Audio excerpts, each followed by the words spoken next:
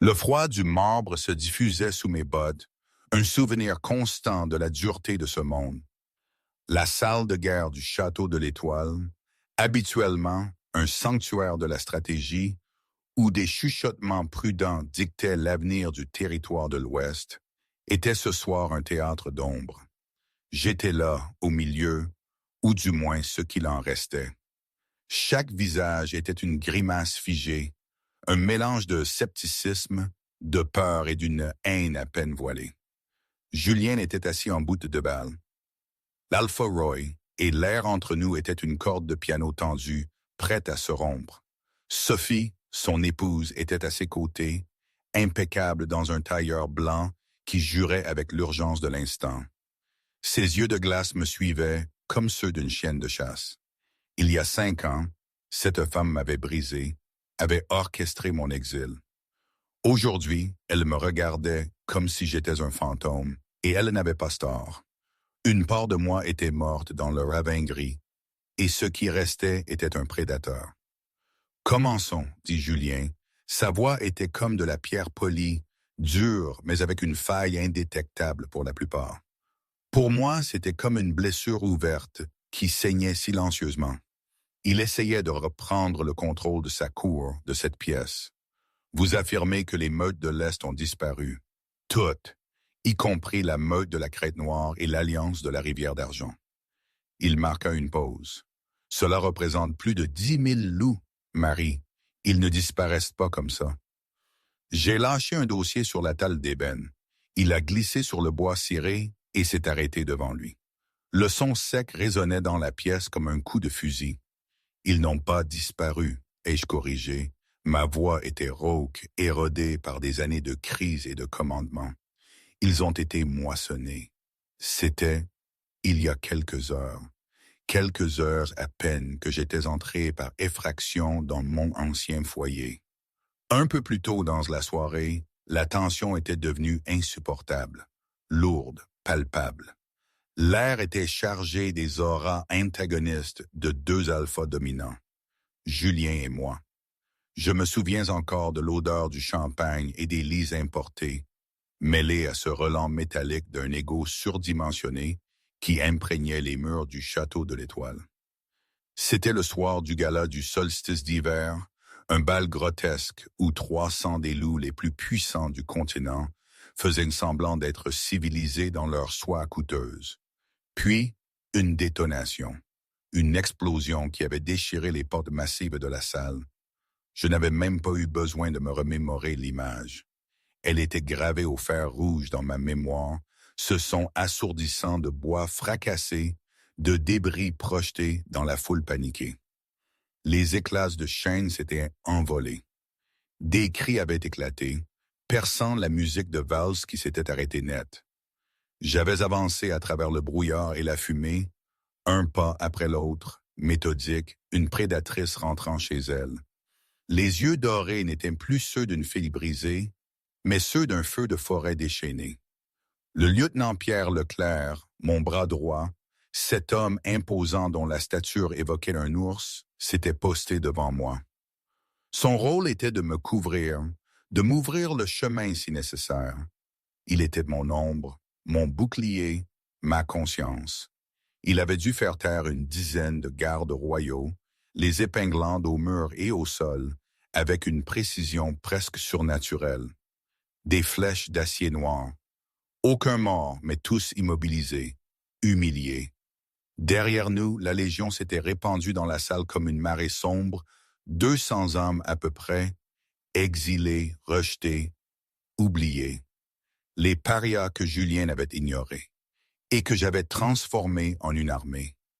J'avais senti son regard sur moi, celui de Julien.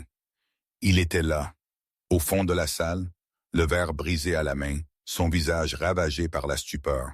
« Célène », avait-il murmuré, et son nom avait traversé ma gorge comme du verre pilé. Sauf que maintenant, c'était Marie, et ce nom n'était plus qu'une étincelle mourante de celle que j'avais été. « Tu as mauvaise mine, Julien, lui avais-je dit, ma voix grave et éraillée. Je me rappelais le silence tombé dans la salle, si lourd que le bruit de la pluie s'échappant de ma cape résonnait. Il avait marmonné quelque chose sur ma mort dans le ravin, sur ce manteau déchiré qu'ils avaient trouvé. Tu as trouvé ce que je voulais que tu trouves, avais-je répliqué, la voix vide d'émotion. J'avais sorti le collier de fiançailles en argent, celui-là même qu'il m'avait forcé à rendre avant de me bannir.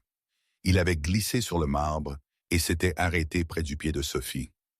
Tu as gardé le reçu, avais-je ajouté, mon regard perçant Sophie. Je me suis dit que je viendrais rendre la marchandise.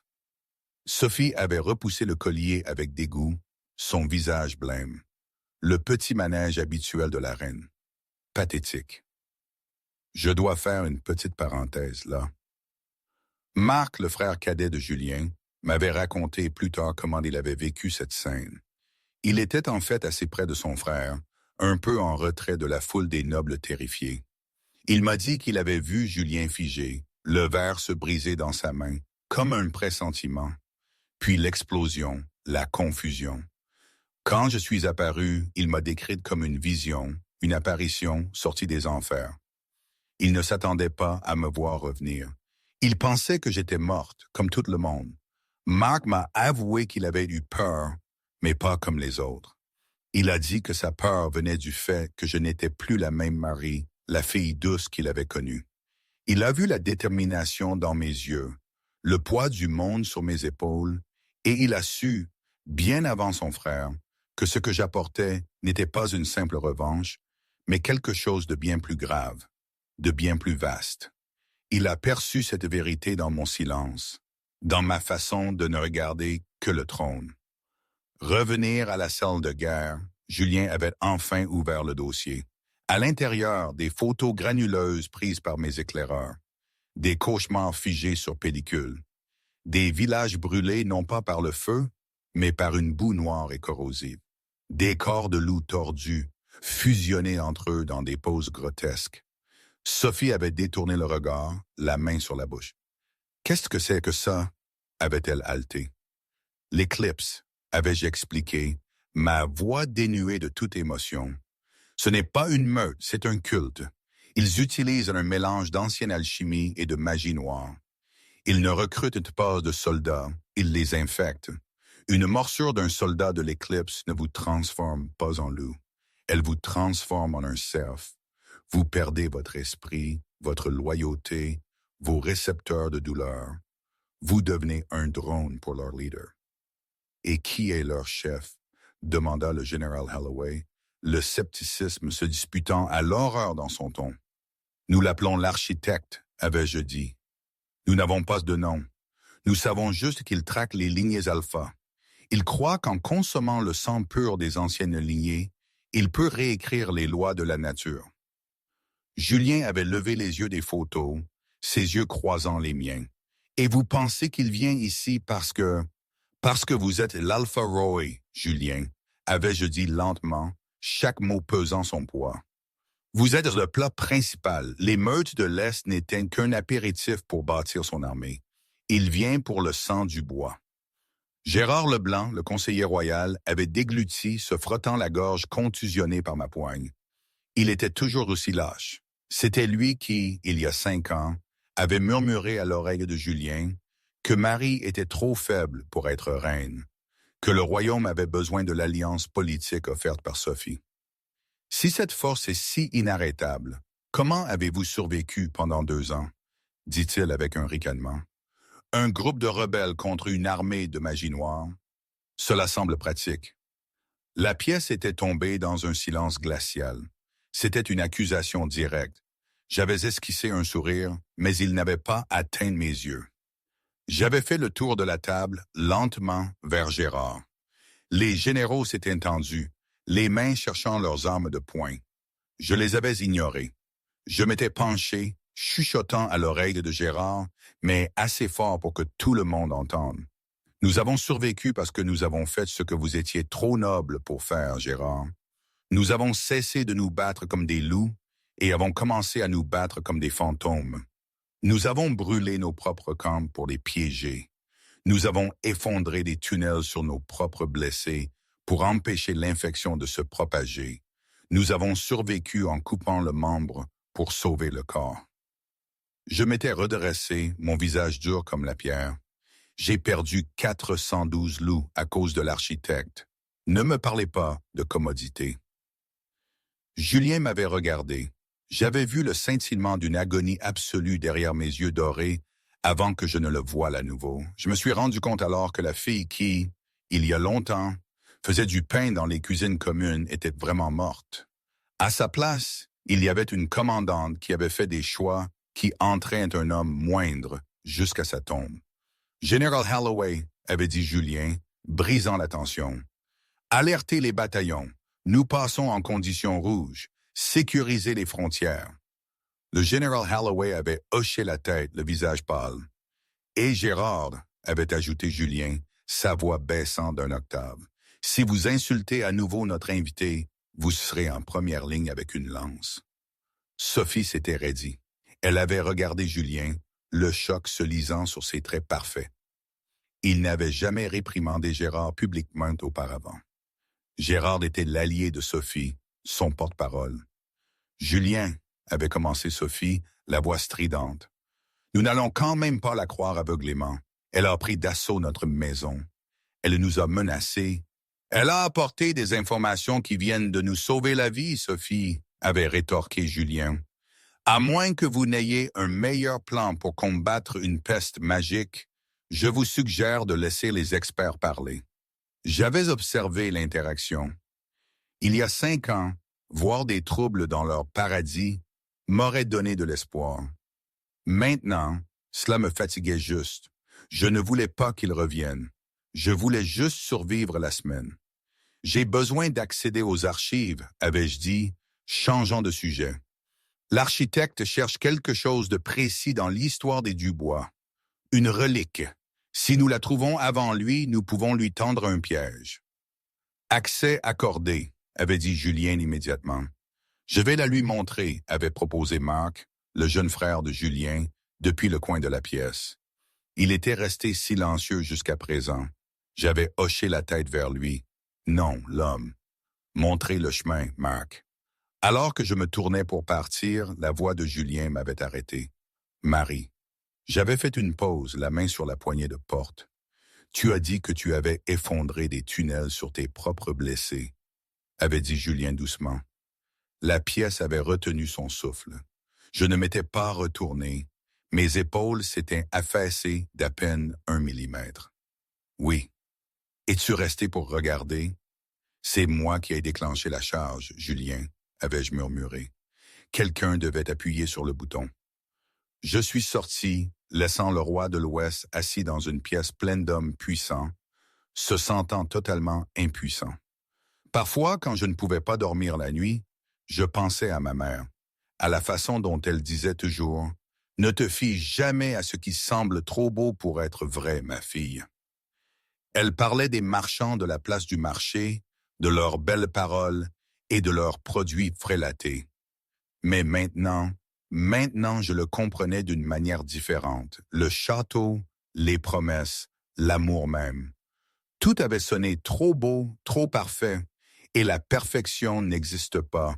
Ça, je l'avais appris à la dure. Les cris dans le ravin gris, le sang, la boue, la faim, la peur constante, ce n'était pas parfait, mais c'était réel. Les archives du château de l'Étoile étaient un labyrinthe de poussière et de vieux parchemins, enfouis profondément sous les fondations de la forteresse principale. Il était 3 heures du matin. La tempête dehors s'était transformée en une bruine régulière et déprimante. J'étais assise à une longue table en bois, entourée de piles de journaux reliés en cuir datant de 300 ans. La seule lumière provenait d'une vieille lampe en laiton qui projetait de longues ombres dansantes sur les murs de pierre. Je me suis frotté les yeux. Les mots se brouillaient. Je cherchais toute mention d'un siphon de sang, un terme que j'avais entendu l'un des serfs de l'Éclipse crier avant de lui loger une balle dans la tête. « Tu lisais dans le jardin avant, pas dans le cachot. » Je n'ai pas tressailli. J'avais senti son parfum de cèdre et de pluie il y a 5 minutes déjà. J'ai gardé les yeux sur le livre. Le jardin n'avait pas d'avantage tactique. Ai-je répliqué sèchement. Julien est entré dans le cercle de lumière de la lampe. Il avait laissé tomber sa veste de smoking et sa cravate.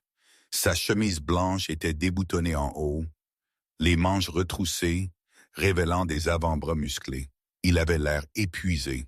« Mark est allé chercher du café », a dit Julien. « Je lui ai dit que je prenais le relais. »« Je n'ai pas besoin d'une babysitter, Julien. »« Je sais, je suis venu te demander la vérité. » J'ai enfin levé les yeux.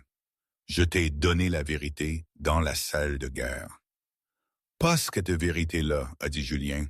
Il a tiré une chaise et s'est assis en face de moi. La table était étroite, nos genoux se touchaient presque. Le courant électrique du lien de couple crépitait dans l'air, brûlant et indéniable. J'ai combattu l'envie de me pencher en avant.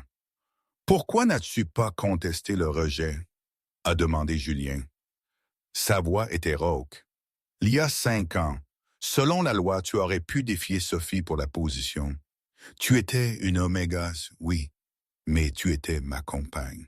Tu en avais le droit. » J'ai ri, un son amer. « C'est ce que tu te racontes pour dormir la nuit, que j'ai juste abandonné. Tu es parti sans un mot, Marie. Je me suis réveillé et tu avais disparu. Je suis parti parce que Sophie est venue dans ma chambre la nuit précédant la cérémonie. Ai-je dit, ma voix tombant à un murmure.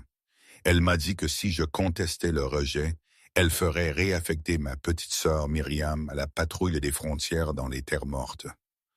Julien s'est figé. Myriam est morte de la fièvre. Myriam est morte parce qu'elle a été envoyée dans les terres mortes 2 semaines après mon départ. Ai-je sifflé, claquant le livre.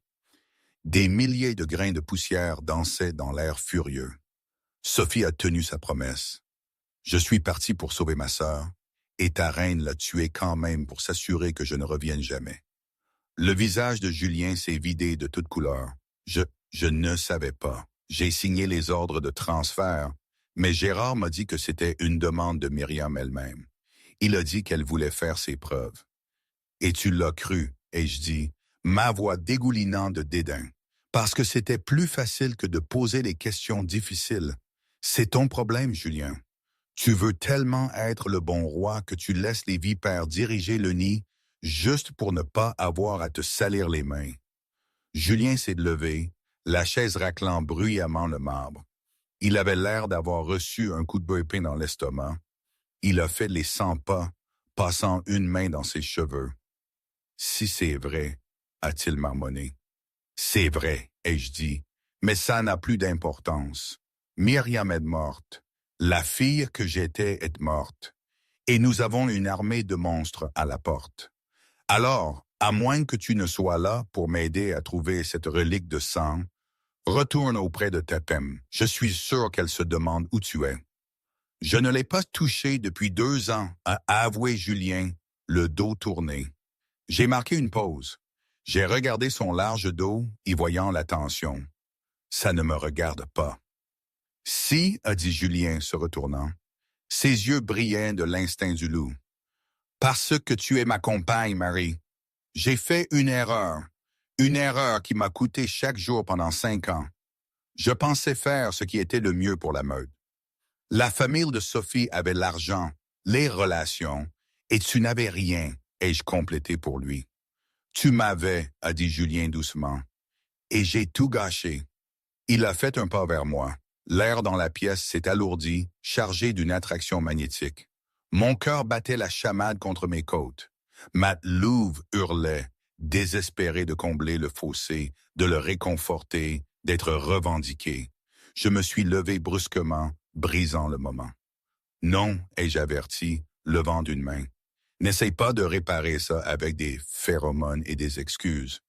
Tu as brisé la confiance, Julien. La confiance, c'est comme un miroir. Tu peux le réparer s'il est soit-il ici, mais tu vois toujours la fissure dans le reflet. J'ai saisi la pile de livres. Je retourne à mes quartiers. Je finirai ça là-bas, Julien. Bonne nuit, Votre Majesté. Je l'ai dépassé. Pendant une fraction de seconde, nos bras se sont frôlés. Des étincelles statiques, ont jailli entre nos peaux. Julien a inhalé brusquement, ses mains tressaillant comme pour me retenir. J'ai serré les dents et forcé mes jambes à continuer d'avancer, sortant des archives et dans le corridor sombre. J'ai parcouru la moitié du chemin jusqu'à l'aile des invités avant de devoir m'arrêter et m'appuyer contre le mur de pierre froide, haletante. Être près de lui était une douleur physique. C'était comme se tenir près d'un feu tout en souffrant d'hypothermie. On voulait la chaleur, même si on savait qu'elle nous brûlerait. OK, stop. Ici, il faut que j'intervienne un peu, parce que honnêtement, c'est complètement dingue. La situation avec Julien, avec le château, avec tout ce bordel, quand on y pense, c'est absurde. Je veux dire, j'étais parti pour morte, banni, forcé de construire une vie de chef de guerre, de me battre chaque jour pour ma survie et celle de ma légion. Et d'un coup, je suis de retour, balancé dans un bal de gala, en train de négocier la survie du royaume avec le roi qui m'a exilé et sa reine qui a fait tuer ma sœur. C'est comme un mauvais rêve, ou le scénario d'un de ces récits fantastiques qu'on me lisait d'enfant, sauf que là, le héros est l'ancien petit ami et la princesse est une vraie garce. Je pensais l'avoir tout enterré, tout brûlé. Cette Marie-là, la douce et naïve, elle était morte dans le ravin. Mais non, le passé revient toujours te hanter avec ses fantômes et ses blessures ouvertes. C'est à se demander si j'ai vraiment survécu à l'époque ou si je ne suis pas juste en train de prolonger mon agonie. Ce chaos, c'est ma faute? Est-ce que j'aurais dû rester morte? Je ne sais pas. Vraiment pas. Enfin bref, revenons à nos moutons. Moment touchant, a ricané une voix dans l'ombre. Je me suis redressé instantanément, ma main se posant sur le couteau de combat attaché à ma cuisse. Sophie est sortie de derrière une tapisserie. Elle était impeccable, même à 7 heures, mais ses yeux étaient maniaques. « Espionnes-tu ton mari, Sophie ?» ai-je demandé, ma voix retrouvant son calme glacial. « Je protège mes biens », a corrigé Sophie. Elle s'est approchée, ses talons claquant sur la pierre. « Tu crois que tu peux simplement revenir ici avec ton histoire de cicatrice et ton armée de voyous et le récupérer? J'ai travaillé trop dur pour cette couronne. Je ne veux pas de ta couronne, Sophie. Elle est ternie. » « Menteuse », a sifflé Sophie. « Je vois la façon dont il te regarde. Il te regarde comme si tu étais de l'eau dans un désert. Mais voici la chose, petite louve. » Sophie a sorti une petite fiole de sa poche. Elle brillait d'une faible luminescence violette. Mes yeux se sont rétrécis. J'ai reconnu cette lueur. Je l'avais vue dans les yeux des cerfs de l'éclipse. « Où as-tu eu ça ?» ai-je demandé, ma voix basse et dangereuse. Sophie a souri, et c'était le sourire d'une femme qui avait franchi une ligne qu'elle ne pourrait jamais franchir. « Tu as dit que l'architecte venait pour le sang des Dubois, » a murmuré Sophie, jouant avec la fiole. « T'es-tu jamais arrêté pour penser que peut-être il était invité? » Mon sang s'est glacé. « Tu travailles avec eux. »« Je sécurise mon avenir, » a dit Sophie. « Julien est faible. Il languit pour un fantôme. L'architecte m'a promis un pouvoir que Julien ne pourrait jamais rêver. J'ai juste eu à baisser les défenses de la porte Est. » J'ai bougé. J'ai bondi vers Sophie, mon couteau tiré, mais Sophie a fracassé la fiole sur le sol. Un nuage de fumée violette a éclaté, remplissant le couloir. Ça sentait le soufre et les fleurs en décomposition. J'ai toussé, ma vision se brouillant. Mes membres sont devenus lourds, comme s'ils étaient une fête de plomb. L'aconite concentrée et mélangée à quelque chose de magique. « Dors bien, Marie. » La voix de Sophie a flotté à travers la fumée. « Le temps que tu te réveilles, l'éclipse sera à l'intérieur des murs, et toi, tu seras le bouc émissaire qui les a laissés entrer. » Je suis tombée à genoux, luttant pour rester consciente. J'ai essayé de me lier à Pierre par la pensée, mais mon esprit nageait dans le brouillard. J'ai essayé de crier le nom de Julien, mais seul un râle est sorti. Alors que l'obscurité m'emportait, la dernière chose que j'ai entendue fut le bruit sourd et rythmé des cloches d'alarme du château qui commençaient à sonner. La porte Est était ouverte. Le monde n'était pas noir. Il était d'un violet tourbillonnant, nauséabond. Je ne sentais plus mes jambes. La paralysie due à la toxine rampait le long de ma colonne vertébrale, coupant mon système nerveux pouce par pouce. J'étais affalé contre la pierre froide du mur du couloir, la texture rugueuse s'enfonçant dans ma joue. Je pouvais entendre, cependant. Mon ouïe amplifié était la dernière chose à disparaître. J'ai entendu les lourdes portes de chêne de la porte est gémir, non pas à cause de la force, mais des gonds rouillés qui tournaient, s'ouvrant.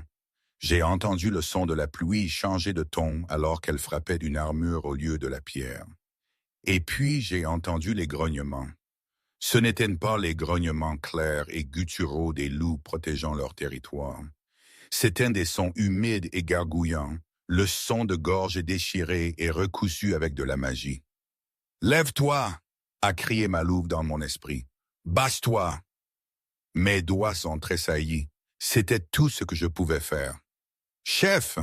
La voix était lointaine, étouffée comme sous l'eau. De lourds pas ont fait vibrer les planches du sol contre mon oreille. « Pierre !» Des mains fortes ont saisi ma veste tactique. J'ai été soulevé dans les airs aussi facilement qu'une poupée de chiffon. L'odeur de chien mouillé et de poudre a agressé mes sens. Le parfum de Pierre. « Je te tiens. » Pierre a grogné, sa poitrine grondant contre mon oreille. « Ne meurs pas, Marie. N'ose pas. »« Sophie !» ai-je réussi à articuler, le mot à peine un souffle. « Porte ouverte. »« Je sais, » a dit Pierre sombrement. Il s'est mis à courir, ses pas massifs dévorant le couloir. L'alarme sonne, mais ils sont déjà à l'intérieur. La cour est perdue. Le roi Julien Dubois s'est réveillé au son de la fin du monde. Les cloches d'alarme du château étaient assourdissantes. Une cacophonie de bronze qui faisait tomber la poussière des chevrons. Il était sorti du lit en un battement de cœur, à moitié transformé, les griffes sorties, les canines s'allongeant avant que ses pieds ne touchent le tapis. « Rapport !» a-t-il hurlé dans la pièce vide, oubliant d'un instant que ses gardes étaient dehors. Il a ouvert la porte en grand. 2 gardes royaux gisaient morts dans le couloir. Leurs gorges n'étaient pas déchirées, elles étaient fondues par de l'acide. L'estomac de Julien s'est retourné. L'éclipse. Il n'a pas couru vers la sortie. Il a couru vers les appartements de la reine. Même après 5 ans de froideur, le devoir était ancré dans ses os. Il devait sécuriser Sophie. Il a défoncé les portes doubles de sa suite. « Sophie, nous devons bouger. La porte est. » La pièce était vide. Le lit n'avait pas été fait. Les portes de l'armoire étaient grandes ouvertes. Les boîtes à bijoux les plus chères avaient disparu. Julien s'est arrêté. Il est entré dans la pièce, ses pieds nus marchant sur quelque chose de tranchant. Il a regardé en bas. C'était une photographie. Leur photo de mariage, le cadre brisé, le verre éparpillé sur le tapis, et là, posé sur l'oreiller de velours de sa coiffeuse, une note. Elle n'était pas écrite à la hâte. Elle était calligraphiée élégamment sur un épais papier cartonné crème. Certains alphas sont nés pour régner, Julien. D'autres ne sont que des faire-valoir. Essaie de ne pas saigner sur les tapis. L'air a quitté les poumons de Julien. Ce n'était pas la peur. C'était une clarté si nette qu'elle coupait. Marie avait eu raison sur tout, sur la menace, sur la faiblesse de sa cour et sur la vipère avec laquelle il avait dormi pendant 5 ans. Un cri a résonné de l'étage inférieur, le cri d'une servante. Les yeux de Julien sont passés du gris tempête à un argent lumineux et létal. Il a réduit la note en miettes dans son poing. Il n'a pas pris la peine de prendre une arme. Il était l'arme. Il s'est retourné et a sprinté vers les cris, sautant par-dessus la balustrade de l'escalier et chutant de 2 étages jusqu'au grand foyer. Il a atterri accroupi, le marbre craquant sous son impact. Le foyer, habituellement un lieu de lumière et d'accueil, était un abattoir. La Légion était là, les soldats de Marie formaient une phalange près de l'entrée principale. Les boucliers verrouillés, retenant une marée de cauchemars.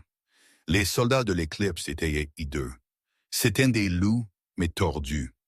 Des plaques de fourrure manquaient, révélant une peau grise et nécrotique. Certains avaient des membres supplémentaires fusionnés à leur dos. Leurs yeux brillaient de cette lumière violette et maladive, la couleur du poison. « Tenez la ligne !» a hurlé un commandant de la Légion. Un immense changeur-ours a balancé un marteau de guerre, écrasant le crâne d'un cerf qui tentait de franchir le mur de bouclier. Julien a rugi, un vrai rugissement d'alpha qui a fait trembler les lustres. Il s'est jeté dans la mêlée. Il ne s'est pas battu avec la discipline de la Légion. Il s'est battu avec la rage d'un roi qui avait perdu son royaume. Il a traversé un cerf, lui arrachant la tête des épaules. Il a tourné en attrapant un autre par la gorge et le jetant contre un pilier de marbre avec assez de force pour liquéfier sa colonne vertébrale. « Votre Majesté !» Julien s'est retourné. C'était Pierre Leclerc, le lieutenant massif. Il portait Marie dans un bras, tirant avec un lourd pistolet de l'autre. « Où est-elle » a exigé Julien, se précipitant vers eux, couvrant le flanc de Pierre alors que 3 cerfs bondissaient. « Elle a été droguée » a crié Pierre par-dessus les tirs. « Neurotoxine. Elle est paralysée. Nous devons l'amener au donjon. Mes médecins sont là. » Julien a regardé Marie. Ses yeux étaient ouverts, frénétiques, balayant la pièce. Elle était consciente, piégée dans son propre corps. Cette vue a brisé quelque chose en lui qu'il ne savait pas encore entier. « Donnez-la-moi » a ordonné Julien. « Avec tout le respect que je vous dois, roi » a grogné Pierre, rechargeant son pistolet avec ses dents. « Vous ne pouvez pas la protéger et commander la défense. »« Je ne commande pas » a crié Julien, décapitant un cerf qui s'était approché de trop près. « Le château est perdu, lieutenant. Regardez autour de vous. Nous menons une action de rétention. Nous devons nous replier vers le donjon et sceller les portes anti-souffle. » Pierre a regardé la horde qui déferlait par les portes d'entrée brisées. Il a hoché la tête. « Légion !» a hurlé Pierre, sa voix résonnant par-dessus le chaos. « Modèle Delta, repli vers le donjon, fut des couvertures. » La retraite a été chaotique, sanglante mais disciplinée. Les légionnaires reculaient pas à pas, tirant des balles en argent et balançant de lourdes lames. Julien se battait à l'arrière-garde, un tourbillon de violence. Il a reçu une entaille au bras, des griffes déchirant sa chemise et sa peau, mais il ne l'a pas senti. Il ne sentait que le poids de son échec. Alors qu'ils atteignaient les lourdes portes de fer du donjon, le sanctuaire intérieur fortifié du château, Julien a saisi la poignée. Il a regardé en arrière une dernière fois le grand foyer. Au sommet du grand escalier, debout sur le balcon surplombant le carnage, se tenait une silhouette. Elle ne courait pas. Sophie était là, aux côtés d'une grande silhouette encapuchonnée qui rayonnait d'un froid si intense que Julien pouvait le sentir de l'autre côté de la pièce. L'architecte. Sophie a regardé Julien. Elle n'a pas souri. Elle a juste levé un verre de vin dans un simulacre de toast. « Scellez !» a crié Pierre, entraînant Julien à l'intérieur. Julien a claqué les portes de fer. Le lourd bruit des serrures qui s'enclenchaient était comme le couvercle d'un cercueil qui se refermait. Le donjon était conçu pour résister à un siège de 6 mois. Il avait son propre système de filtration d'eau, des générateurs et une armurerie. Mais ce soir, il ressemblait à une cage. L'infirmerie était un tourbillon d'activité. Des médecins de la Légion, des sorcières aux mains vertes et lumineuses se précipitaient entre les brancards. Marie gisait sur une table centrale. Sa veste tactique avait été coupée. Une infirmière planait au-dessus d'elle, chantant dans une langue basse et rythmique, aspirant le poison violet des veines de Marie. Il s'élevait de sa peau comme une brume, se dissipant sous la hotte de ventilation. Julien se tenait dans le coin, les bras croisés, le sang coulant sur le sol. Il a refusé de se faire panser. Il avait besoin de la douleur. Elle le maintenait en vie. « Elle revient », a énoncé le médecin, reculant, essuyant la sueur de son front. La dose était élevée. Encore 1 heure, et son cœur se serait arrêté. Marie a inspiré brusquement, haletante. Son dos s'est cambré de la table. Ses yeux, or fondus, se sont ouverts en grand. Elle s'est roulée sur le côté, toussant violemment. Doucement, chef, a dit Pierre, s'avançant pour la stabiliser. Marie l'a repoussée, faible mais déterminée. Elle a balancé ses jambes par-dessus le côté de la table. Elle tremblait. « Sophie, a-t-elle murmuré. « Où est-elle? » « Elle est dans la salle du trône, a dit Julien, la voix morte. Avec lui. Marie a levé les yeux vers Julien. Elle a vu le sang sur son bras, la sauvagerie dans ses yeux et la défaite totale dans sa posture. « Elle nous a trahis, a dit Julien. Ce n'était pas une question. Elle t'a trahi, a corrigé Marie, sa voix gagnant en force. Elle n'a jamais été de mon côté pour commencer. Elle s'est levée. Ses jambes ont tremblé, mais elle les a forcées à supporter son poids. Elle s'est dirigée vers une bassine métallique et s'est aspergée le visage d'eau froide, lavant la sueur et la peur. « Quel est le statut du donjon? » a demandé Marie, passant instantanément en mode général. « Scellé, a rapporté Pierre. Nous avons environ 200 effectifs. La garde royale est réduite à 40 hommes, les autres sont partis. Nous ne pouvons pas tenir le donjon, a dit Marie, prenant une serviette. Pas contre l'architecte, il a une magie qui peut faire fondre ses murs. Nous avons peut-être 6 heures avant qu'il ne les perce. Alors, que faisons-nous? A gémi la voix de Gérard Leblanc depuis le coin. Marie s'est retournée. Gérard était blotti derrière une caisse de fourniture médicale, l'air terrifié. « Je vois que le rat a survécu au navire qui coule, » a craché Marie. « Je ne savais pas, » a crié Gérard levant les mains. « Je jure, Julien. Je ne savais pas qu'elle travaillait avec eux. Je pensais qu'elle voulait juste du pouvoir, pas ça, hein. » « Silence, » a ordonné Julien. Il a regardé Marie. « Tu as dit que nous ne pouvions pas tenir le donjon. As-tu un plan B ou attendons-nous simplement de mourir? » Marie s'est approchée de la carte tactique étendue sur une caisse. Elle a tracé une ligne avec son doigt. L'architecte veut le château parce qu'il pense que la relique de sang est ici. Il va démolir cet endroit pierre par pierre jusqu'à ce qu'il la trouve. La relique est un mythe, a marmonné Gérard. Le cœur du premier loup. C'est une histoire pour enfants. Ce n'est pas un mythe, a dit Julien doucement. Tout le monde s'est tourné pour le regarder. Julien s'est dirigé vers le centre de la pièce. Il a tendu la main sous sa chemise, sortant une chaîne qui avait été cachée sous ses vêtements. En pendentif, il y avait une petite clé discrète faite d'os noir. « Mon père me l'a donnée sur son lit de mort, » a dit Julien. « Il m'a dit qu'elle ouvrait la porte des fondations. Je n'ai jamais su ce que ça voulait dire.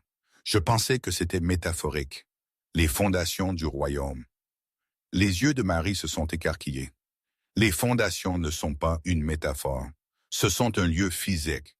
Les vieilles catacombes sous le donjon. C'est là que le premier alpha a été enterré. Et c'est là que se trouve la relique. Marie a réalisé. Si l'architecte l'obtient, il ne gagne pas seulement cette bataille. Il prend le contrôle de chaque lignée de changeurs du continent. Il peut nous commander comme des marionnettes. « Alors nous la détruisons, » a dit Pierre, armant un fusil à pompe. « Nous ne pouvons pas la détruire, » a dit Marie. « Elle est faite de magie concentrée, mais nous pouvons la déplacer. Nous pouvons la sortir de la ville. »« Comment ?» a demandé le général Holloway, se tenant le bras cassé. « Nous sommes encerclés. La seule issue est par la porte principale, et il y a 3000 monstres entre nous et la liberté. » Marie a regardé Julien. Une communication silencieuse a passé entre eux. Reconnaissance, respect et un scintillement de l'ancienne flamme. « Il y a un autre chemin, » a dit Julien, « le passage du roi. »« Un tunnel d'évasion ?» a demandé Pierre. « Une course suicide ?»« Correct, » a dit Julien. « Il mène des catacombes directement au ravin gris. Il n'a pas été utilisé depuis 1 siècle. Il est instable, inondé et plein d'éboulements, mais il débouche à 5 mètres derrière les lignes ennemies. « Le ravin gris » a répété Marie, le nom ayant un goût de cendre dans sa bouche. L'endroit où elle était censée être morte. « Poétique » a-t-elle murmuré. « Nous avons besoin d'une diversion » a dit Julien, regardant ses gardes royaux restants. « Si nous allons tous dans le tunnel, ils nous attraperont. Quelqu'un doit rester derrière et tenir la porte. Quelqu'un doit leur faire croire que nous nous battons toujours pour le donjon. Le silence est descendu dans la pièce. C'était une condamnation à mort. Celui qui resterait ne serait pas fait prisonnier. Il serait consommé. Je le ferai. Marc s'est avancé, le jeune frère de Julien. Non, a aboyé Julien immédiatement. Absolument pas. Je suis le seul à pouvoir imiter ton odeur, Julien, a dit Marc, sa voix tremblante mais le menton haut. Si je porte ta cape et que je hurle depuis les remparts, l'architecte pensera que l'Alpharoy est toujours dans la forteresse. Cela vous fera gagner du temps. Je ne peux pas te demander de faire ça, a dit Julien, sa voix craquant.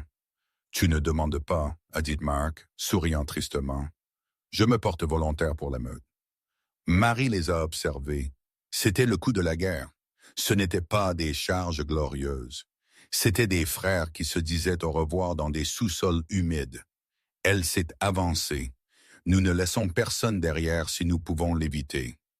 Marc, tu n'as pas besoin de les retenir pendant des heures. Tu as besoin de les retenir pendant 20 minutes. Équipe l'entrée du donjon avec tous les explosifs qu'il reste à la Légion. Mets un minuteur. Quand ça explose, tu sautes dans la gaine de ventilation du mur est. C'est étroit, mais tu rentreras. Ça te mène à la rivière. Marc l'a regardé, l'espoir s'allumant dans ses yeux. Tu penses que ça marchera? Je ne sais pas, a admis Marie, mais c'est mieux que de mourir à genoux.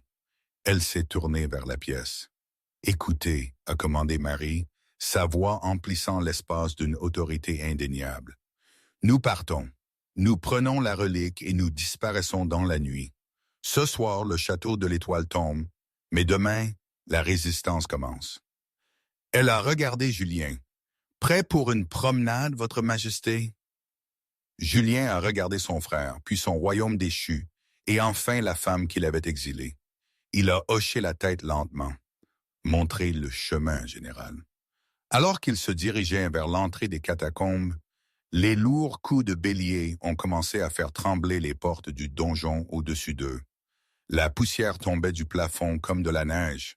L'horloge tournait et la véritable horreur de ce qui se trouvait sous le château restait à découvrir. La descente dans les fondations fut un voyage dans la gorge du monde. L'air devint glacial, sentant la terre et la magie ancienne. Julien ouvrait la voie, la clé en os brillant faiblement dans sa main, tandis que Marie couvrait l'arrière, ses oreilles tendues contre les bruits étouffés des béliers détruisant le château au-dessus. Ils atteignirent la chambre funéraire du premier alpha. Ce n'était pas une tombe d'or, mais de racines. Les restes squelettiques du premier loup étaient enfermés dans les racines épaisses et noueuses de l'arbre de fer qui soutenait le château. Au centre de la cage thoracique pulsait une pierre, brute, non taillée et brillant d'une lumière rouge sans rythmer. Le cœur. « Prends-le », a murmuré Marie, la puissance de l'objet faisant dresser les poils sur ses bras. Julien a tendu la main.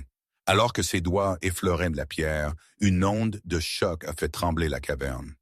Il a haleté, ses yeux clignotant d'argent, puis d'or, puis de nouveau d'argent. Il a arraché la pierre et l'a glissée dans une pochette en cuir. « Nous l'avons », a-t-il haleté, en sueur. Maintenant, on court. Ils ont sprinté dans la bouche sombre du passage du roi juste au moment où le plafond de la chambre funéraire commençait à se fissurer. Au-dessus d'eux, le monde a explosé. Boum! Une onde de choc de poussière et de débris est soufflée dans le tunnel. On cogali le tunnel. Tombé. Marc, il avait fait détonner les charges. Marc, a crié Julien, essayant de se redresser, mais Pierre l'a attrapé. Bouge, Julien, a hurlé Marie, utilisant son prénom, dépouillant tous les titres. Si tu y retournes, son sacrifice ne signifiera rien. Bouge. Ils ont couru. Ils ont couru à travers de l'eau glacée jusqu'aux genoux, à travers des tunnels qui les serraient jusqu'à ce qu'ils doivent ramper, s'écorchant la peau contre la roche. Pendant 1 heure, ils ont été des raies dans l'obscurité. Puis ils l'ont vu. Une mince lueur grise. Ils ont jailli d'une fissure cachée dans la paroi rocheuse, tombant sur l'herbe humide du ravin gris. La pluie avait cessé. Le soleil venait de se lever à l'horizon, peignant le ciel de nuances violettes et orangées. Marie s'est roulée sur le dos, haletante. Elle a levé les yeux vers les falaises. Au loin, une fumée noire s'élevait dans le ciel. Le château de l'Étoile brûlait. La bannière de l'éclipse, un soleil noir sur un champ violet, se déployait déjà depuis la plus haute tour. Sophie avait gagné le trône, mais elle régnait sur des cendres. Julien s'est levé, couvert de boue et de sang, serrant la pochette contre sa poitrine. Il semblait brisé. Marie s'est tenue à ses côtés. Elle a tendu la main et pour la première fois en 5 ans, elle a pris la sienne. Ce n'était pas romantique, c'était une encre. « Tu as perdu ta couronne, Julien », a dit Marie, sa voix dure comme de l'acier. Julien l'a regardé, lui serrant la main en retour. « J'ai perdu la couronne, mais j'ai trouvé la reine. » Il s'est tourné vers les membres survivants de la Légion et les quelques gardes royaux qui avaient réussi à s'échapper. « Laissez-leur le château », a déclaré Julien, sa voix s'élevant, résonnant contre les parois du ravin. « Qu'ils y pourrissent, nous avons le cœur, nous avons la vérité, et nous avons la nature sauvage. » Non, Marie a souri, un sourire terrifiant et sauvage qui promettait la violence. « Le château de l'Étoile est mort, a-t-elle murmuré. Vive la résistance. » Et aujourd'hui, eh bien, comment dire, rien n'est vraiment réglé, n'est-ce pas? Nous sommes dans le ravin gris, le château de Julien brûle, Sophie est reine d'une ruine, et nous sommes à nouveau des fugitifs, des résistances, comme je le disais. Parfois, je pense que c'était le meilleur choix que j'aurais pu faire en revenant. Parfois, je me demande si j'aurais dû laisser Julien se débrouiller seul. Mais non, je ne pouvais pas. Mon cœur, ou ma louve, ou cette stupide part de moi qui se souvient encore de ce qu'il a été, ne me l'a pas permis. Ce que Julien a fait, m'exiler, c'était une erreur monumentale, une douleur insondable. Mais sa décision de tout quitter pour nous sauver, était-ce une rédemption ou simplement le désespoir d'un roi acculé? Et Marc, son jeune frère? Je ne sais pas s'il a survécu à l'explosion dans le donjon. Je lui ai donné un plan, oui, mais la guerre est impitoyable. C'est ça le coût de la guerre, vous savez? Des sacrifices, des incertitudes, des pertes qui ne se résolvent jamais. Ce n'est pas un conte de fées avec une fin heureuse garantie. La suite, nous allons l'écrire jour après jour, dans le sang et la boue. Alors, à votre avis, méritait-il ce genre de chance, ce genre de rédemption? Je ne suis pas sûr d'avoir la réponse, même maintenant. Et vous, qu'en pensez-vous?